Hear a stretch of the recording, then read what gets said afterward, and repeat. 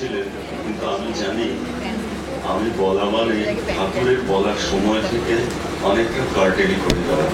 আমি সেজন্য বলবো না, শুধু একটাই কথা বলছি যে আজকে ভেবে এই মুহূর্তে আমার ভীষণ ভালো লাগছিল। শাস্ত্রে তো বলেছে গুরুর লোক কোনো বক্তব্য, গুরুর লোক হয় না। তাহলে আমাদের দাদাগুরু ভবানন্দজি গুরু সত্তার লোক হয় না, কারো লোক হয়নি। এবং সেই রবীন্দ্রনাথের গান, সেটা দিয়ে ভাবা যায় তুমি যে চেয়ে আছো আকাশ ধরে। তিনি আমাদের এই আলোচনা, এই বক্তব্য শুনছেন, তার এই প্রিয়তম শিষ্য। মজার ব্যাপার, এর আগে তো আমরা জেনেছি যে তিনি খুব রূঢ়ভাষী, তিনি কঠিন কঠোর মানুষ ছিলেন, কিন্তু সেটা তার বাইরের খোলস। এই মানুষটাই চিঠিতে আমার লিখছেন তার প্রিয়তম সন্তান আমাদের ঠাকুরকে, তুমি না আসিলে কাহার মুখ চাহিয়া থাকিব। কাজেই গুরুর যে শিষ্যের প্রতি অনুভূতি, অনুভব, শিষ্যের গুরুর প্রতি যে ফিলিংস, এইগুলো আজকের দিনের তো অনুভবের বিষয়। আমার সকাল থেকে সেই অনুধ্যানগুলোতেই আমি বড় আনন্দ পেয়েছি। আমার মনে আছে ঠাকুরকে নিয়ে আমরা গেছিলাম সেই তেলটকা আশ্রম, ঠাকুর আমাদের দেখিয়েছিলেন কোথায় তার দীক্ষা হয়েছিল, কোথায় তিনি আশ্রমের খড় কাটতেন, খড় কাটতে গিয়ে আঙুল কেটে গেছিল, কোথায় তিনি মাটির দোতলা ঘর ছিল, সেই দোতলা ঘরের কোথায় তিনি সাধন করতেন, সাধন করতে গিয়ে প্রথম সমাধির অভিজ্ঞতা যেখানে হয়। এগুলো কিন্তু এখন আর কিছু নেই, এগুলো শুধুই স্মৃতি। তবে আমাদের আজকের দিনের এই আজকের মুহূর্তে এটাই সবচেয়ে বড় অনুভবের বস্তু। আমি তো ঠাকুরকে দেখে শিখেছি গুরুর প্রতি কেমন ভক্তি হওয়ার কথা, গুরুর প্রতি ভালোবাসা, ভক্তি, শ্রদ্ধা কেমন হওয়ার কথা, এটা আমি তাঁকে দেখে শিখেছি। এমনটা আমি আর কোথাও দেখিনি, কোথাও না। কাজেই গুরুর কথা ভাবলে যে শিষ্যের সেই অস্ত্র পুলক, এই অষ্টাঙ্গ সাত্বিক বিকার হয়, এটি তো হওয়ার কথা। অথচ বড় অবাক লাগে গুরুদেব কেন এটা করলেন, এই কথাও আমরা কখনো কখনো শুনতে পাই। তবে হ্যাঁ, পৃথিবীতে তো বৈচিত্র্য থাকবেই। কাজেই আজকে আমার বক্তব্য এইটুকুই। আমি প্রত্যাশা করে আছি ঠাকুরের কথা শোনার জন্য, এবং সেই জন্য এখন ঠাকুর বলবেন আমরা শুনব। अखण्डमण्डलाकारं व्याप्तं येन चराचरं तत्पदं दर्शितं येन तस्मै श्रीगुरवे नमः।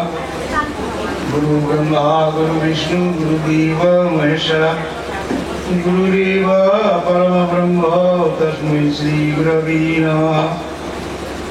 आज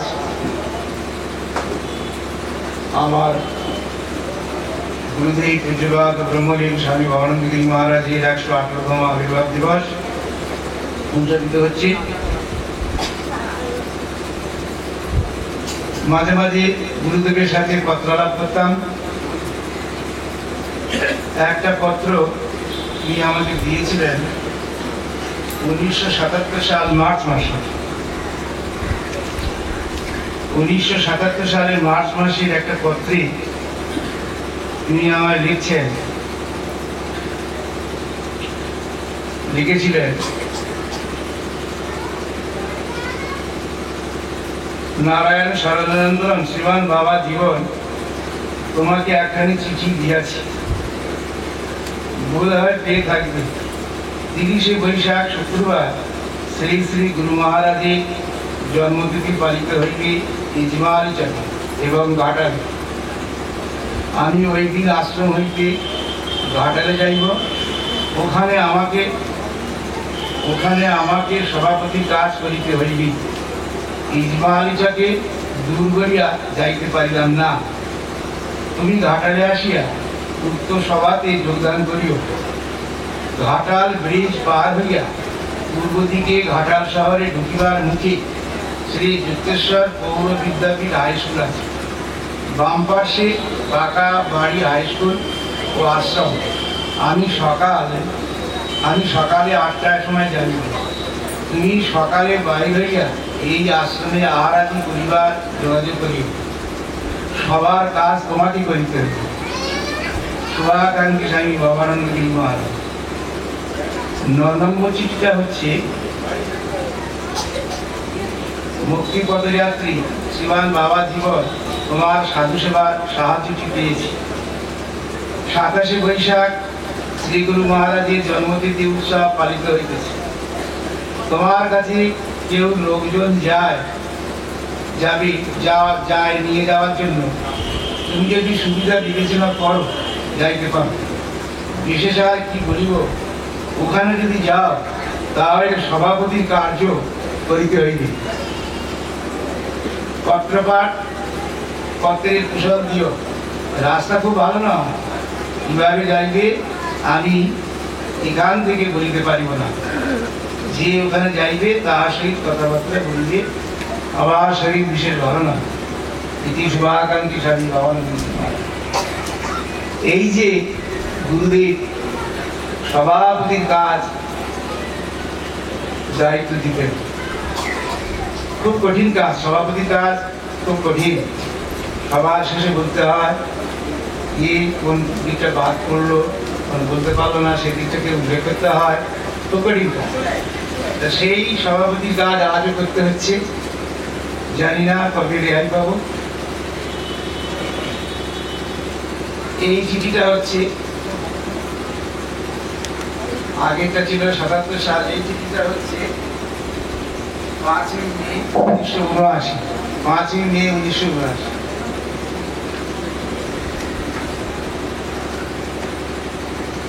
তো গুরুদেব কত ভালোবাসতেন সে তো চৈতালি মা এবং নমিতান বাবা বলেছেন।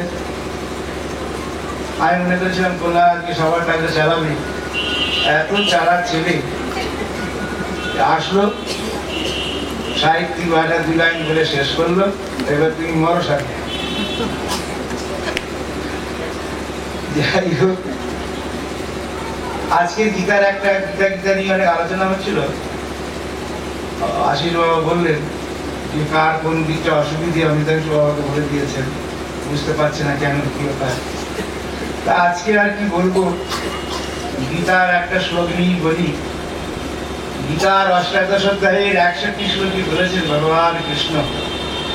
ভগবান শ্রীকৃষ্ণ গীতায় বলেছেন 68 অধ্যায়ে 61 শ্লোক,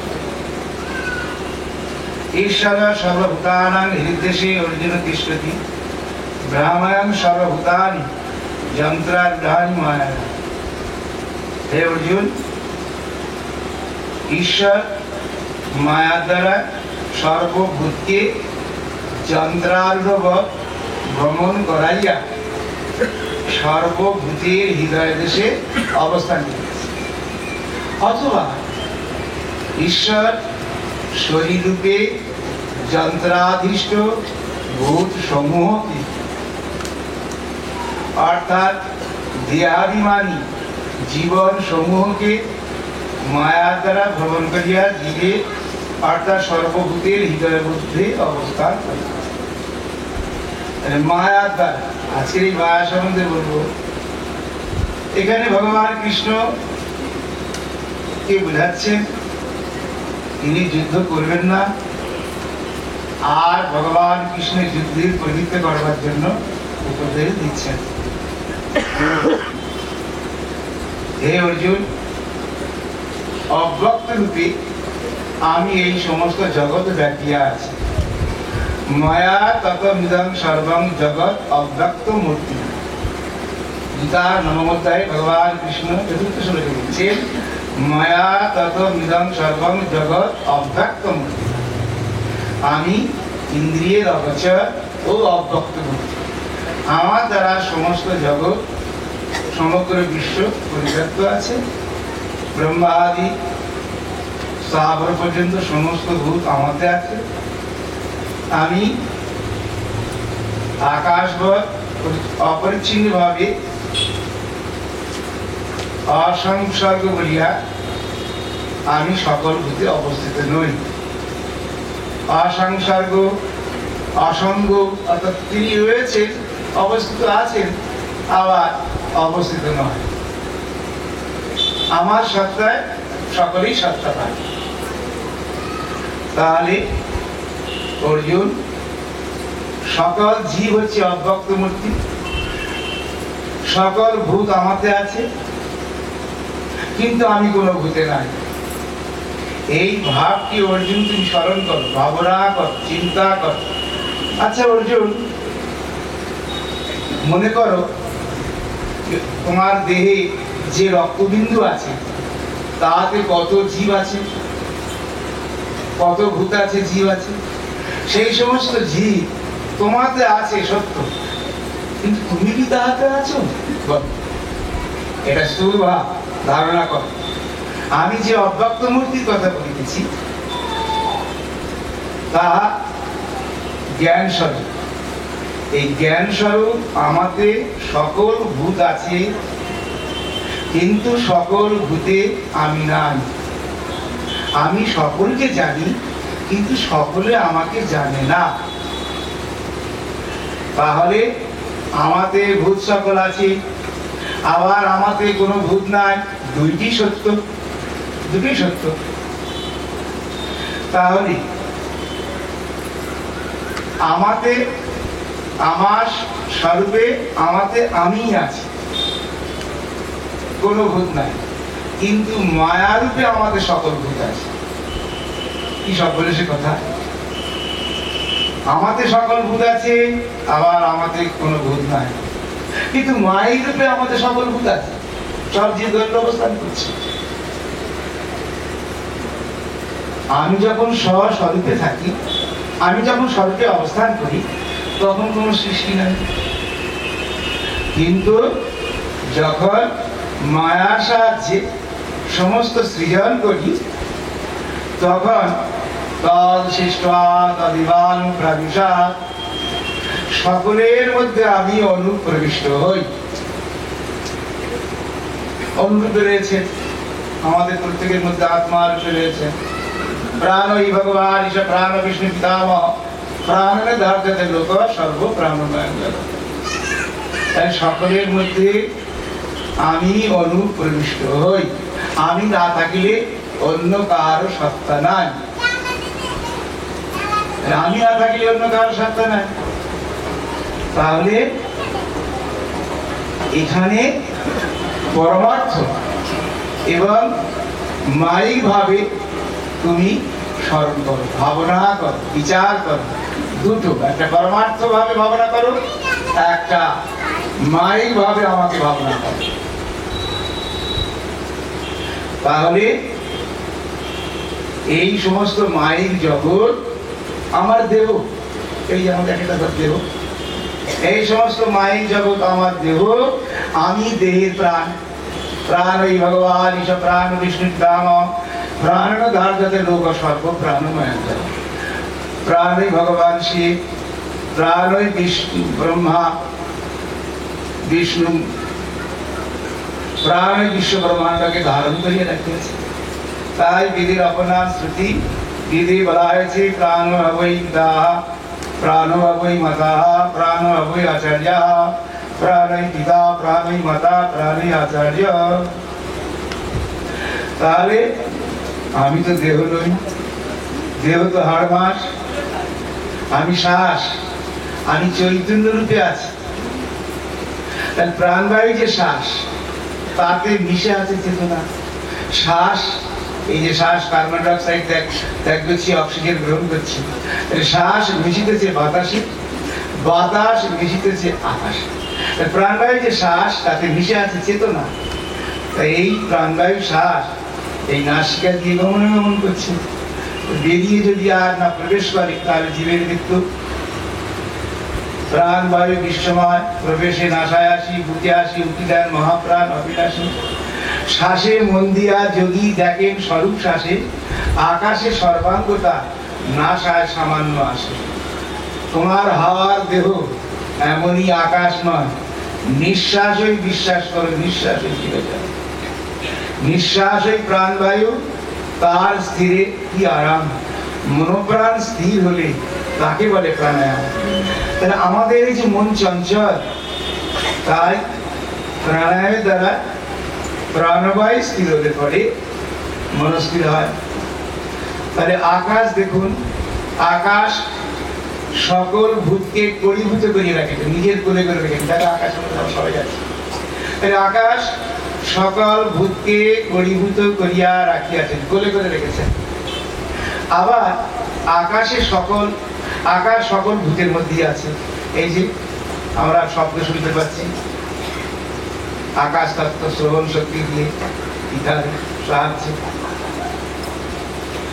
তাহলে ভগবান কৃষ্ণ অর্জুনকে বলছেন যে এই ত্রিগুণাত্মিকা, আমার এই মায়া ত্রিগুণাত্মিকা সত্যরজতম। গুণ অর্থ রজ্জু, মানে দড়ি। রজ্জু দ্বারা বন্ধন করিলে দেখিতে পাও, কেহ নড়িতে পারে না। এই খুঁটি দিয়ে একদিকে বেঁধে রাখুন, নড়তে পারবে না। কিন্তু মায়ারজ্জু দ্বারা বন্ধন করিলে, জীব নিরন্তর ছুটিয়া বেড়ায়। মায়ারজ্জু দ্বারা আমি বন্ধন করে রেখেছি, সে কিন্তু দেখা যায় না। এই যে বাইরে দড়িটা দেখতে পাওয়া যাচ্ছে, এটা দেখা যাচ্ছে স্থূল। তাহলে এই রজ্জু দিয়ে যদি কাউকে বাঁধা যায়, সে নড়তে পারে না। কিন্তু ভগবান আমাদেরকে মায়ারজ্জুর বন্ধনে বেঁধে রেখেছে। মায়ারজ্জুর বন্ধনে জীব নিরন্তর ছুটিয়া বেড়ায়। কি আশ্চর্য! অথচ দেখা যাচ্ছে না। ভগবানের খেলাঘর। অপূর্বেয়ং মায়া ত্রিগুণা রজ্জু রূপিণী, অপূর্বেয়ং যথা মায়া ত্রিগুণা রজ্জু রূপিণী, জয়া মুক্ত ন বদ্ধ ন চলতি বদ্ধ বদ্ধ ধাম। অপূর্বেয়ং যথা মায়া ত্রিগুণা রজ্জু রূপিণী, জয়া মুক্ত ন চলতি বদ্ধ ধাবতি ধাবতি। তাহলে এই মায়া বন্ধন মুক্ত হলে স্থির, আর মায়া বন্ধন যুক্ত হলে চলন। এই চলাফেরা করছি, নানান রকম কাজকর্ম করছি। বুঝতে পেরেছ অর্জুন?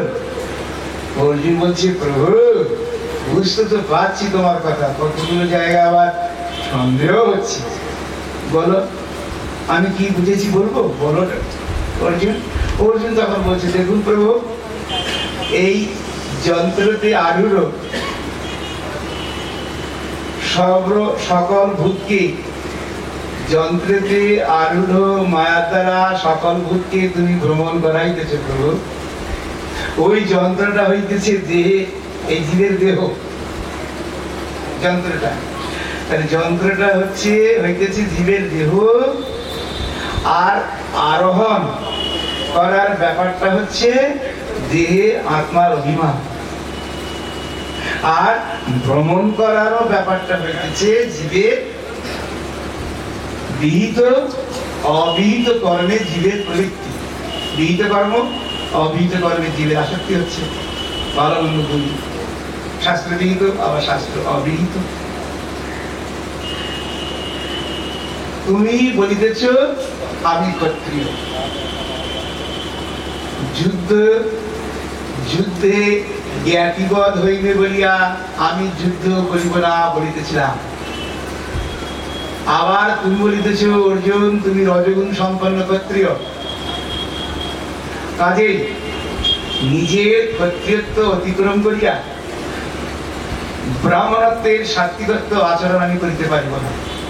তুমি বলছো আমার যে নিজের ক্ষত্রিয়ত্ব অতিক্রম করিয়া আমি একবারে ব্রাহ্মণত্বের কার্য বা ব্রাহ্মণত্বের আচরণ করিতে পারিব না। আবার তুমি বলিতেছ বৃদ্ধৈব ব্যবসাস্তি মহাৎ কর্তুম যৎ ন ইচ্ছসি। প্রকৃতি স্থান নিজস্ব। আবার তুমি বলছো তোমার ধর্ম যুদ্ধ করা, তুমি ক্ষত্রিয়। তাহলে দেখা যাচ্ছে প্রভু আমি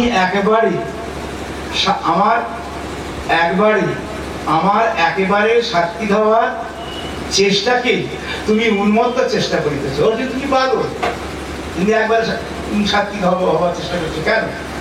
আমার এই সাত্বিক হওয়ার চেষ্টাটাকে তুমি উন্মত্ত চেষ্টা করছো। আমি স্বীকার করছি প্রভু, আমি অহংকারে বশীভূত হইয়া মোহর জন্য ক্ষণমাত্র উত্তেজিত হইয়াছে, যুদ্ধ করবো না বলে ছাড়। আমাকে সাত্বিক হইতে হইলে রজগুণের কর্মের দ্বারা আমাকে সাত্বিক হইতে হইবে। বলো তো প্রভু, রাজসিক ব্যক্তির মধ্যে যে সত্যভাব নাই তাহা তো বলিতেছে না, রাজসিক ব্যক্তির মধ্যে যে সত্যভাব নাই তাহা তো তুমি বলছো না। আবার আমি ক্ষত্রিয় বলিয়া যে আমাদের ব্রাহ্মণত্ব নাই তাহা তো বলো না। তবে আমি একেবারে ব্রাহ্মণে সাত্বিকত্ব আচরণ করিতে পারিব না কেন? এইবার কৃষ্ণ খুব ফাঁপড়ে পড়েছেন, কি তার জিজ্ঞাসা? তখন কৃষ্ণ ভগবান উত্তর করলেন, দেখো অর্জুন, তোমার মধ্যে সত্য, রজ, তম এই 3 গুণ সর্বদা আছে। তোমার মধ্যে এই 3 গুণ আছে, আর এই 3টি গুণ সর্বদা একসঙ্গে তোমার মধ্যে আছে। কিন্তু এই গুণত্রয়ের বিভাগ অনুসারে আমি যে বর্ণভেদ করিয়া থাকি তা তো নিয়ম মতো করি। এই দেখো অর্জুন, সত্য এবং তমগুণ উভয়ে কর্মশূন্যতার দিকে লইয়া যায়। ইহাদের পার্থক্য, সত্যগুণে জগতে সর্বত্র জ্ঞান এবং আনন্দরূপ আমি প্রকাশিত হই, আর তমগুণে বস্তুর স্বরূপ অন্ধকারে আচ্ছন্ন থাকে। তবে ইহাদের পার্থক্য কি না, রজগুণ যখন যখন সত্যের দিকে প্রধাবিত হয়, রজগুণ যখন যখন সত্যের দিকে অর্থাৎ সত্য গুণের দিকে প্রধাবিত হইবার চেষ্টা করে, অর্থাৎ রজপ্রবল সত্যগুণ রক্ষিত হয়, আমি তাকে ক্ষত্রিয়ত্ব বলি। সত্যগুণে বুদ্ধির কার্য অধিক, আর রজপ্রবল সত্যগুণের কার্য রক্ষা করা।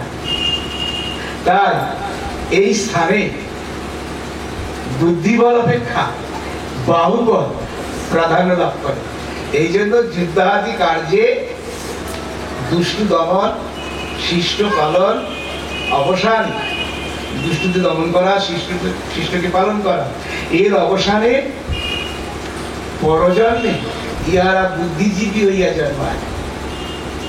আর তমগুণে শুধু অপ্রকাশ, অজ্ঞান। দেখুন কিরকম, তমগুণে অপ্রকাশ, অজ্ঞান। অজ্ঞানী জ্ঞানীর সঙ্গ সর্বদা প্রার্থনা করে। অজ্ঞানী ব্যক্তি জ্ঞানীর সঙ্গ সর্বদাই প্রার্থনা করে। ক্ষুদ্র বস্তু পূর্ণ বস্তুটি ভালোবাসে। যাহার স্বভাবে যাহা অভাব, সে যেখানে অভাবের পূর্ণতা দেখে তার দাসত্ব করে।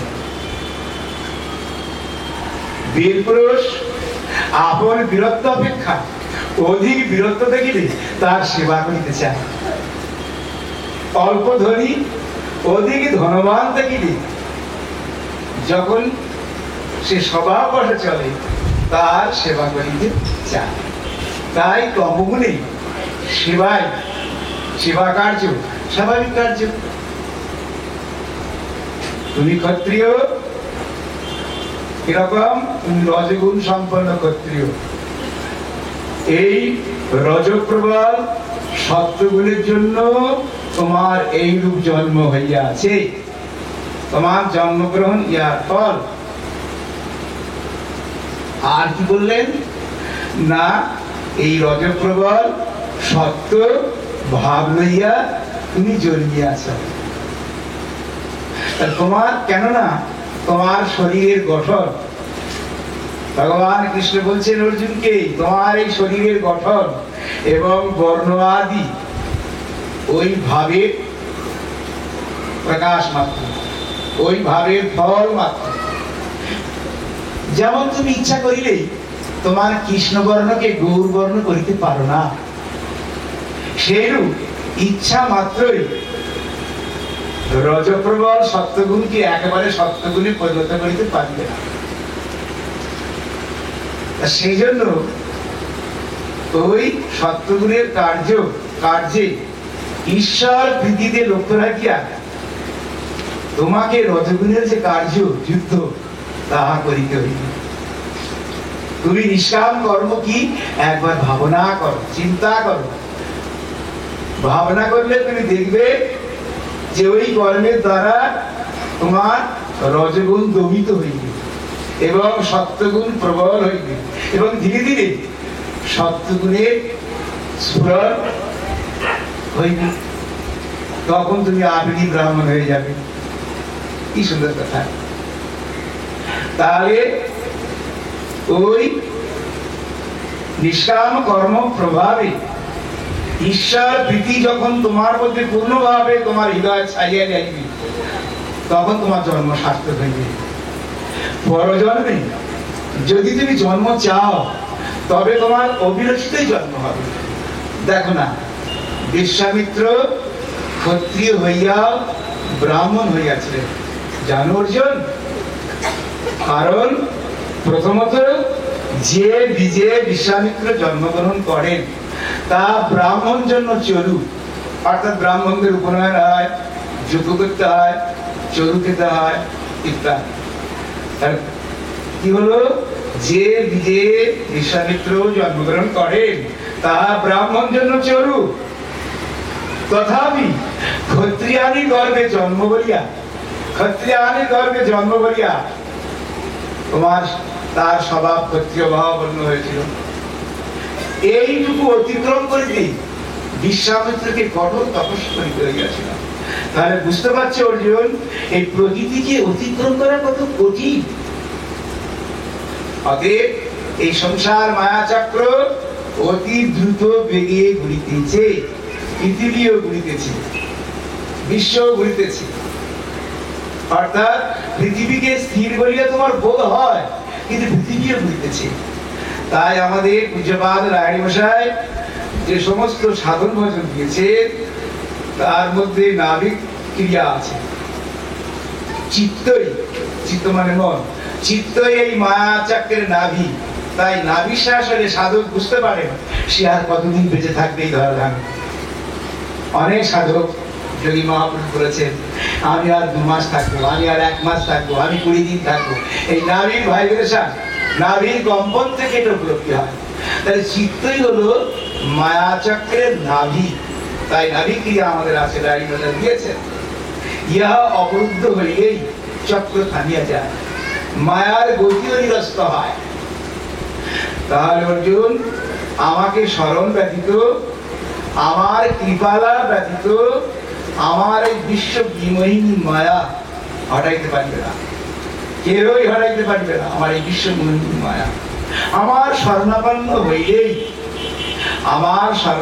হইলেই আমি এই প্রবল বলশালী মায়াচক্র থামাইয়া দিই। তখন জীব মৃত্যু সংসার অতিক্রম করিতে পারে, মৃত্যু সংসার সাগর পার হইয়া যায়। তাহলে মায়ার বিবিধ প্রকার ভেদ আছে। একটা গুণমায়া, একটা জীবমায়া। গুণমায়া হচ্ছে, আগে একটু মায়া বলে নেই, মায়া অব্যক্ত, যুগ যুগ ঋষিরা তপস্যা করেও সিদ্ধান্ত আসতে পারে। মায়া অব্যক্ত, তার মানে ঈশ্বর ইচ্ছাময়, তার ইচ্ছা শক্তির নাম মায়া, তাই তিনি ইচ্ছাময়ী। সুতরাং এই মায়া অব্যক্ত, যা বলা হবে তাই নয় হয়ে যাবে। সংস্কৃতে মা মানে না, নাস্তিবাচক শব্দ, আর অন্তঃস্থায়কার আ মানে আস্তিবাচক শব্দ। এই 2 অর্থের মিলনে হয় মায়া। এই অব্যক্ত ভুলে যায় না, এই আছি এই নেই। তো সেই মায়া বিবিধ প্রকার ভেদ, গুণমায়া আর জীবমায়া। তাহলে এই চরাচর জগৎ, দেহ, বুদ্ধি, ইন্দ্রিয়াদি, এমনকি আব্রহ্ম স্তম্ভ পর্যন্ত যা কিছু দেখছি বা শুনছি সবই প্রকৃতি, তাহাই মায়া, তাহাই গুণ মায়া। জীবমায়া শাস্ত্রে বলা হয়েছে শরীর আদৌ আত্মবুদ্ধিস্থ যা ভাবে শৈব মায়া তায়ের বাসৌ সংসার বিকল্প। অনাথ মনি শরীর আদৌ, শাস্ত্রে বলা হয়েছে অনাথ মনি শৈলাদ আত্মবুদ্ধিষ্টু যা হবে। অর্থাৎ এই অনাত্মা, অনাত্মা মানে কি? দেহটা কি আত্মা ভাবছি, তাই অনাত্মা হচ্ছে। অনাত্মা অর্থাৎ দেহে আত্মবুদ্ধি, এই দেহটাকে আমি আমি করছি, এইটাই মায়া। এই মায়া দ্বারাই সংসার। এই দুই প্রকার রূপ আছে, আবরণ বিক্ষেপ। বিক্ষেপে কি হয়? সৃষ্টি হয়। আর আবরণে দ্রষ্টা দৃশ্যে ভেদ আবৃত হয়। মায়া কল্পিতং বিশ্বং পরমাত্মনি কেবলি রজ্জো ভুজঙ্গবৎ ভ্রান্তা বিচারে নাস্তি কিঞ্চন। অর্থাৎ যেমন রজ্জুতে অর্থাৎ দড়িতে সর্প ভ্রম হয়, অন্ধকারে পথ চলতে চলতে যদি একটা দড়ি কুণ্ডলী পাকিয়ে থাকে আমাদের সর্প বলে ভয় হয়। তারপর লাঠি দিয়ে যখন তাকে আঘাত করা হয় সে নড়ে না, তখনই আমরা বলি এই রে এটাকে সাপ ভাবলাম। যেমন রজ্জুতে সর্পভ্রম হয়, কিন্তু বিচার করিয়া দেখিলে বা ভ্রান্তি সরিয়া যাইলে তেমন রজ্জুই থাকে। সেইরূপ সর্পজ্ঞান, রজ্জুতে সর্পজ্ঞান অলিক বলিয়া বোধ হয়। সেই রকম ভাবে যারা ভক্ত সর্বক্ষণ গুরু চিন্তা করছেন, ব্রহ্মের বিচরণ করছেন, ব্রহ্মের অতিরিক্ত সংসার সত্তার তার আর কোনো অস্তিত্ব থাকে না। অলিক মায়া ভ্রান্তি বৈরজ্যুর মতো। সেই জন্য মায়া জড় হইলেও, হে অর্জুন, মায়া জড় হইলেও আমার স্পর্শে যখন চেতনা মতো হয় তখন এই মায়া মিশ্রিত চৈতন্যে মায়ার কার্যসমূহ আরোপিত হয়। এই চৈতন্যই হলো অর্ধনারীশ্বর। আমার কতগুলো শিষ্য প্রশ্ন রেখেছিল, গুরুদেব যদি সময় পান একটু বলে দেবেন অর্ধনারীশ্বর। হ্যাঁ, এই অর্ধনারীশ্বর, এই চৈতন্যই হলো অর্ধনারীশ্বর, অর্ধেক পুরুষ অর্ধেক প্রকৃতি। মার্কেন্ড প্রাণে মার্কেন্ড উনি বলছেন, কি বলছেন? বি ভজাত্মা নমিতত্বা সদান্তদর্ধে অর্ধনারী নর বহু শরীরপি পুরুষবান বি ভজাত্মা নমিতত্বা সদান্তদর্ধে। অর্থাৎ ব্রহ্মা, সৃষ্টিকর্তা ব্রহ্মা ধ্যানমগ্ন হলেন, তার মন থেকে কারণ এবং কার্য সমন্বয়ে প্রজা সকল প্রাদুর্ভূত হল, প্রজা সৃষ্টি হল। কিন্তু তারা বর্ধিত হলো না, বাড়ছে না। আমাদের যেমন শিশু বাল্যকাল, যৌবনকাল, বার্ধক্যকাল হয়। তো ব্রহ্মা দেখলে তার সৃষ্টি পরিকল্পনা ব্যর্থতায় পর্যবসিত হয়েছে, তখন তিনি আবার নতুন করে অত্রি, অঙ্গিরা, মরিচি, পুলস্ত, পুলহ, ক্রতু, বশিষ্ঠ, ভৃগু এবং দক্ষ এই মানস পুত্রদের সৃষ্টি করলেন। পূর্বে যারা সৃষ্ট হলেন আর এখন যারা সৃষ্ট হলেন সকলেই রাগ দ্বেষ শূন্য, মাৎসর্যবিহীন, সমাধি পরায়ণ, নিরপেক্ষ হওয়ায়, ভবিষ্য জ্ঞান সম্পন্ন এবং নিরপেক্ষ হওয়ায় সংসারে তারা আসক্ত হলেন না। ব্রহ্মা দেখলেন তার সৃষ্টিকার্যে সকলেই উদাসীন। সৃষ্টিকার্যে তাদের ঔদাসীন্য থেকে ব্রহ্মা অত্যন্ত ক্রুদ্ধ হলেন। তার সেই ক্রোধবর্ণিত থেকে সূর্য সম্পন্ন, সূর্য সন্নিভ, বিশাল শরীর সম্পন্ন এই অর্ধনারীশ্বর এই মূর্তি আবির্ভূত হল। দেখে তাহলে সেই ব্রহ্মার ক্রোধবর্ণিত থেকে সূর্য সন্নিভ, সুবিশাল শরীর সম্পন্ন অর্ধনারী অর্ধপুরুষ এই অর্ধনারীশ্বর মূর্তি আবির্ভূত হল। ব্রহ্মা তখন সেই পুরুষকে পুরুষ এবং প্রকৃতি, স্ত্রীত্ব এবং পুরুষত্ব পৃথক করতে বলে তিনি অন্তর্হিত হলেন, আদেশ করে অন্তর্হিত হলেন। সেই আদি পুরুষ ব্রহ্মার আদেশে স্ত্রীত্ব এবং পুরুষত্ব এই দুই ভাগে ভাগ করলেন। তারপর সৌম্য অসৌম্য, শান্ত অশান্ত, এই সাদা শ্বেত কৃষ্ণ প্রভৃতি বহুবিধ স্বভাব ও বহু বর্ণ বিশিষ্ট নারী পুরুষের সৃষ্টি হলো। এইভাবে প্রকৃতির সৃষ্টি সূচনা হলো। এই অর্ধনারীশ্বর মূর্তি হচ্ছে সৃষ্টির আদি রূপ। কিন্তু এটা যদিও মার্কেন্দ্র পুরাণে মার্কেন্দ্র মুনি বলেছেন, কিন্তু প্রবাহ এবং জনশ্রুতি এতটা হয়েছে যে মানুষ ওইটাকে দিচ্ছেন না। মার্কেন্দ্র মুনির কথাটা বেশিরভাগ সমাজে গ্রহণ করছেন এই কাহিনীটা। কি কাহিনী? না, একদা শিবের ভক্ত ভৃঙ্গ ঋষি অন্যান্য ঋষি দেবতাদের নিয়ে কৈলাসে শিবকে প্রদক্ষিণ করতে যান। কৈলাসে গিয়ে ভৃঙ্গি দেখে যে হর পার্বতী এক আসনে বসে রয়েছেন। এখন শিবের ভক্ত ভৃঙ্গি, ভৃঙ্গি তো বাবাকে ভালোবাসে, মাকে তো ভালোবাসে না। সেই শিবের একান্ত ভক্ত ভৃঙ্গি কেবলমাত্র শিবকেই প্রদক্ষিণ করতে থাকে। ফলে দেবী পার্বতী অপমানিতা হন এবং অভিশাপ দেন। পার্বতী দেবীর অভিশাপে ভৃঙ্গি ও স্ত্রী চর্মসার কঙ্কালে পরিণত হন। এমনকি ভৃঙ্গি দুপায়ে দাঁড়ানোর ক্ষমতা হারিয়ে যায়। এই ভৃঙ্গির দুর্দশা দেখে শিব সদয় হন এবং শিব ঠাকুর ভৃঙ্গিকে তৃতীয় পা বর দেন এবং নিজে পার্বতীর অঙ্গে মিশে গিয়ে এই অর্ধনারীশ্বর রূপে অবস্থান করে। শিবের উদ্দেশ্য ছিল যে এইবারে ভৃঙ্গি শিবের সাথে পার্বতীকে প্রদক্ষিণ করবেন, কিন্তু না, ভৃঙ্গি কি করলো?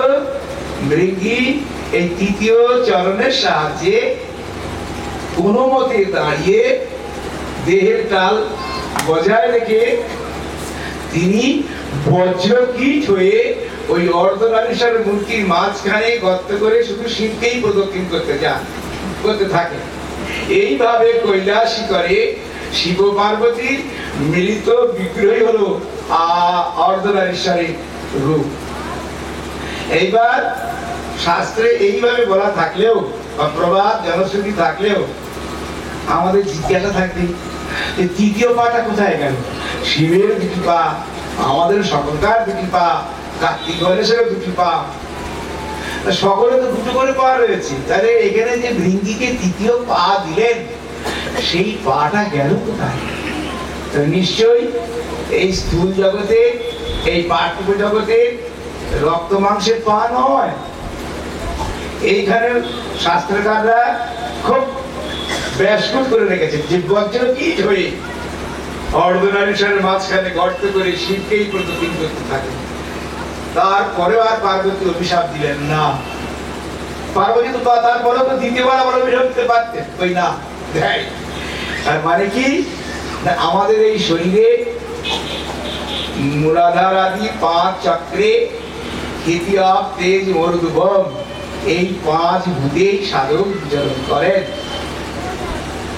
এই চক্রগুলি ঠিক কেন্দ্রস্থলে অবস্থিত, অর্থাৎ ঈশ্বর, পরমাত্মা, পরমেশ্বর এই সর্বভূতের উদ্দেশ্যে, অর্থাৎ সুষুম্না, বজ্রা এবং চিত্রনারীর মধ্যে যে ব্রহ্মাকাশ আছে তাকে ব্রহ্মনারী বলে। তাহলে সেই সর্বভূতের মধ্যে ব্রহ্মের স্বরূপ, ব্রহ্মের বিকাশ স্বরূপ উহাই সর্বশক্তিমান ঈশ্বর। তাহলে এইখানে তৃতীয় চরণ অর্থাৎ সুষুম্না, বজ্রা আর চিত্রা। তাহলে দেখা যাচ্ছে যে ঈশ্বরকে উপলব্ধি করতে হলে, ঈশ্বরকে লাভ করবার উপায় হলো মূলাধার আদি 5 চক্র মেরুদণ্ডের মধ্যভাগে, মেরুদণ্ড ভেদ করিলে মেরুদণ্ডের মধ্যভাগে যে সুষুম্না নাড়ি প্রবাহিত হয়েছে, সেই সুষুম্না নাড়ির মধ্যস্থ যে ব্রহ্মনাড়ি বর্তমান রইয়াছেন, তাহাকে বলা হয় ব্রহ্মাকাশ। তাহাতে অর্থাৎ ব্রহ্মাকাশ অর্থাৎ সর্বশক্তিমান, তাহাতে যে শক্তি, সেই শক্তি হল সর্বশক্তিমান ঈশ্বর। তাহলে মূলাধার আদি, মেরুদণ্ড, মধ্যগত এই পঞ্চচক্রস্থ শক্তি সহস্র কার্যে নিযুক্ত আছে। অর্থাৎ আমাদের মূলাধার আদি 5 ভূতস্থানে লক্ষিত হচ্ছে যে মহাপ্রাণ বা বিশ্বরূপ, অর্থাৎ সেখানে আজ্ঞাচক্রস্থ এই কেন্দ্রস্থলে তার বিশেষ রূপে প্রকাশ আছে। চক্রের হৃদদেশে অর্থাৎ মধ্যস্থলে কুটস্থ জ্যোতি নির্বাধারে প্রজ্বলিত প্রদীপশিখার ন্যায় বিরাজমান রয়েছে। এই জন্য গুরুদেবরা এই আজ্ঞা চক্রের কুটস্থে লক্ষ্য রাখতে পারে। তাহলে প্রত্যেক চক্রের কুটস্থ আজ্ঞা চক্র কুটস্থের সহিত সমসূত্রভাবে মিলিত। তাই আজ্ঞা চক্রে লক্ষ্য রাখিলে সমস্ত চক্রস্থ কুটস্থের প্রতি লক্ষ্য রাখা হয়। এই জন্য আজ্ঞা চক্রে লক্ষ্য রাখিলে সর্বভূতস্থিত চক্রের ব্রহ্ম নারী দিয়ে গমনাগমন হয় এবং এই আজ্ঞা চক্র কুটস্থে লক্ষ্য রাখলে সর্বতভাবে তার স্মরণ লওয়া হয়। তাই ক্রিয়া করিতে করিতে জ্যোতিস্বরূপ অগ্নি, সূর্য স্বরূপ কুটস্থ দেখতে পাওয়া যায়। কুটস্থের মধ্যে নক্ষত্র, নক্ষত্রের মধ্যে গুহা, গুহার মধ্যস্থ ত্রিভুবনে আকাশ দেখা যায়। সেই জন্য যারা ক্রিয়া করেন, ক্রিয়ার পরাবস্থায় প্রথমে তৃতীয় নেত্ররূপ কুটস্থ দেখিতে পান এবং কুণ্ডলিনী শক্তি জাগ্রত হইয়া তখন তিনি শিবরূপ হইয়া যান এবং সেই কুটস্থে স্থির হইয়া থাকিতে থাকিতে তিনি বিষ্ণুরূপ হয়ে যান। অরাহত শব্দস্য তস্য শব্দস্য ধ্বনি, ধ্বনির অন্তর্গত জ্যোতি, জ্যোতির অন্তর্গত মন, তন্মন বিলয়ং জাতি তদ বিষ্ণু পরমং পদম। তাই দেবী ভাগবতে বলা হয়েছে স্বয়ং শক্তি মহামায়া সচ্চিদানন্দ রূপিণী রূপং বিভর্ত রূপা চ ভক্তানুগ্রহিতম। সেই সচ্চিদানন্দ রূপিণী পরাশক্তি মহামায়া পরাশক্তি অরূপা হইয়াও জীবে ভক্তদের জন্য তিনি রূপ ধারণ করেন। সেই জন্য মহামায়ার শরণাপন্ন হতে হবে। মনে বাজে প্রবর্তন্তি মায়া মেতাং তরন্তি। সেই জন্য আমাদেরকে সেই গুরুদত্ত কর্মের দ্বারা আমাদের এই কুটস্থের মধ্যে আত্মস্থ হতে হবে। রাত বেলা হয়ে গেছে,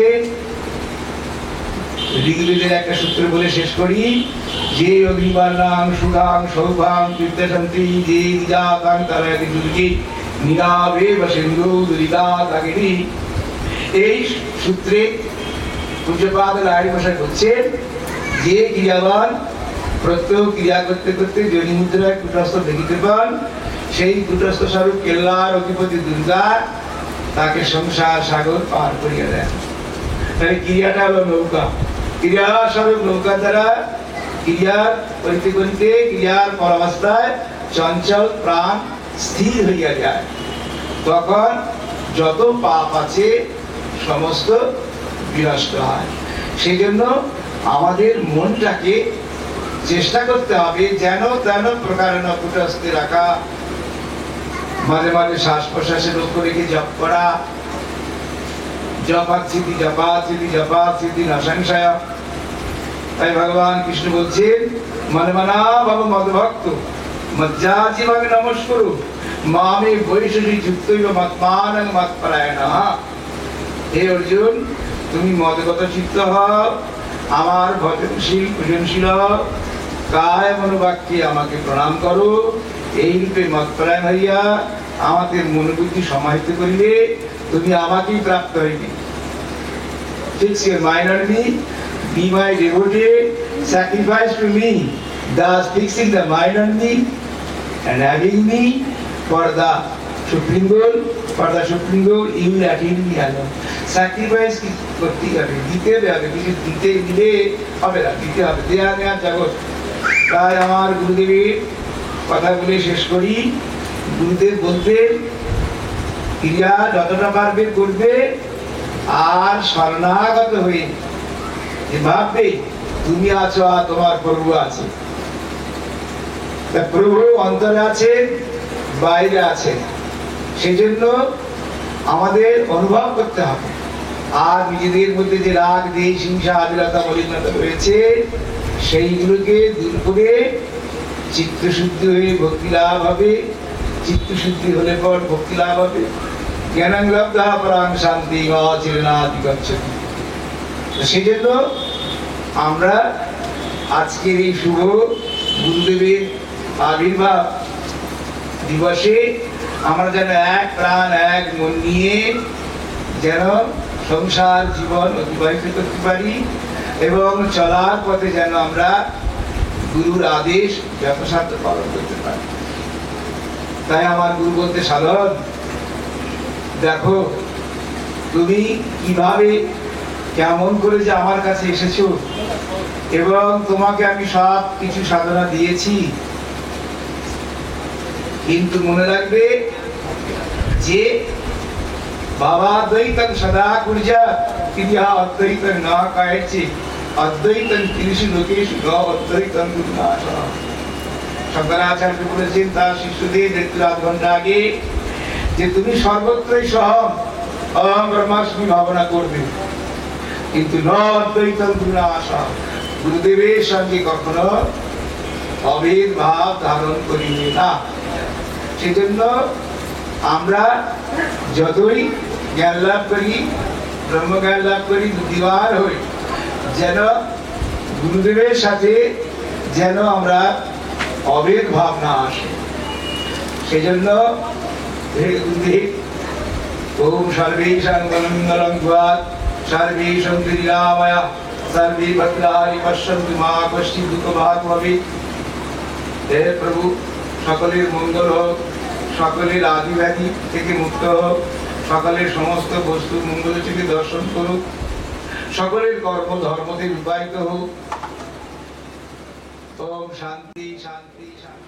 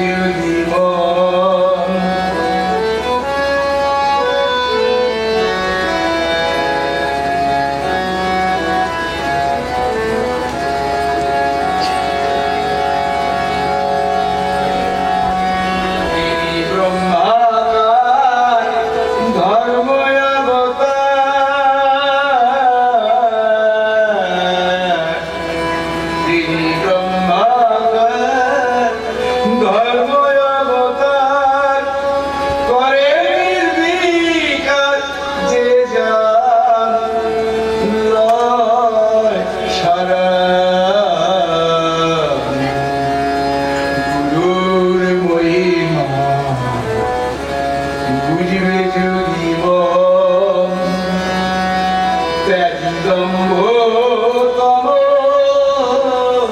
করহ সাধা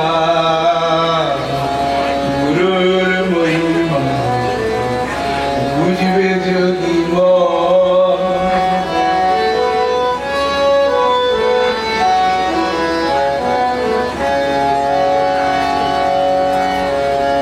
পরশ পাথর করে লৌহকে সুবর্ণ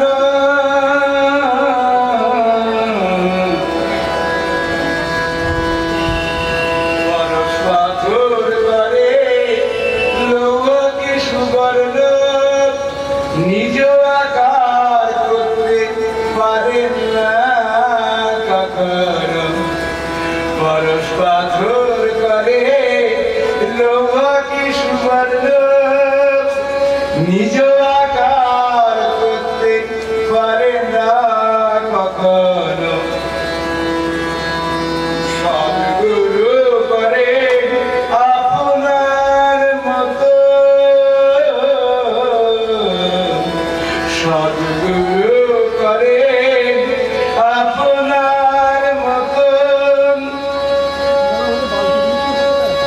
যে জন সেবে তার যুগল চরণ যে জন সেবে তার যুগল চরণ গুরুর মহিমা বুঝবে যদি মন ত্যাগী দম্ভ তম করহ সাধা গুরুর মহিমা বুঝবে যদি মন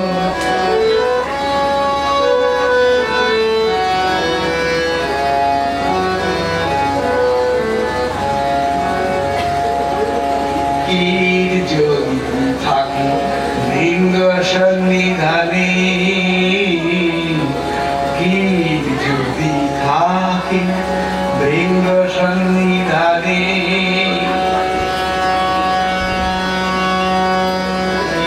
লিঙ্গ করে নিজ রূপ দানে কীর যদি থাকে বৃঙ্গ সন্নিধানে বৃঙ্গ করে নিজ রূপ দানে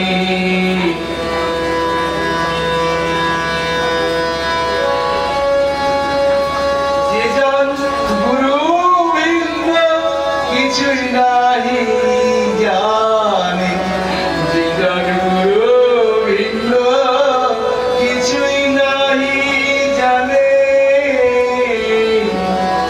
যে জন গুরু বৃন্দ কিছুই নাহি জানে গুরু বিদেয় অবস্থা করেন অর্পণ বিদেয় অবস্থা করেন অর্পণ গুরুর মহিমা বুঝবে যদি মন ত্যাগী দম্ভ তম করহ সাধা